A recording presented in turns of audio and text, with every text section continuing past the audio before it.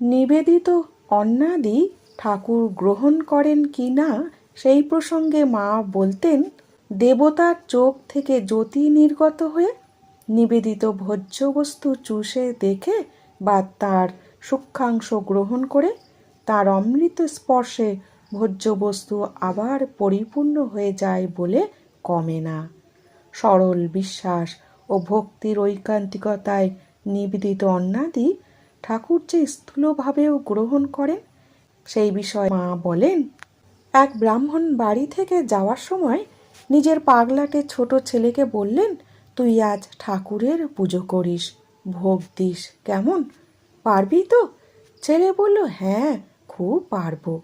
তার মা থালায় ভোগ বেড়ে ঠাকুরের সামনে রেখে দিয়ে চলে গেলেন। ছেলেটি দরজা বন্ধ করে জোর হাতে ঠাকুরকে খেতে বলল।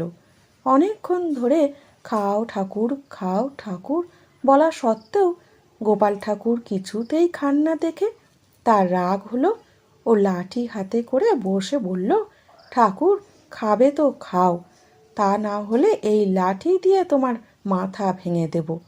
তখন ঠাকুর একটি ছোট ছেলের বেশ ধরে মূর্তি থেকে বের হলেন ও আসনে বসে খেতে লাগলেন।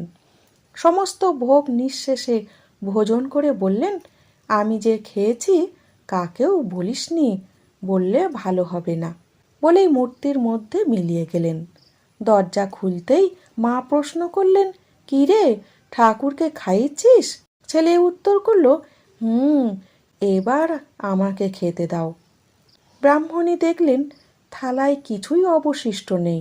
ঠাকুর ঘরে বসে ঠাকুরের ভোগ খেয়েছে মনে করে তিনি ভয় পেলেন এবং খানিকক্ষণ পরে ব্রাহ্মণ বাড়ি আসতেই সে কথা বলে দিলেন।